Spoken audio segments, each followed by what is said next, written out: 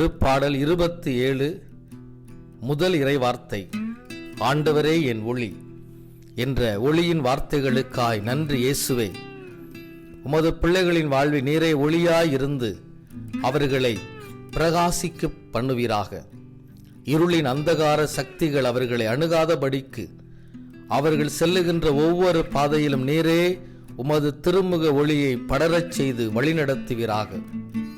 உமது பிள்ளைகள் கையிட்டு செய்யும் ஒவ்வொரு காரியத்திலும் உமது திருவுளம் அமைந்திட துணை புரிவீராக. உமது வார்த்தையின் ஒளியில் நிறை ஞானம் பெற்றவர்களாய் உமக்கள் வாழ்வார்களாக. இயேசு கிறிஸ்துவின் இனிய நாமத்தில் மன்றாடுகிறோம் நல்ல பிதாவே. ஆமேன், ஆமேன், ஆமேன்.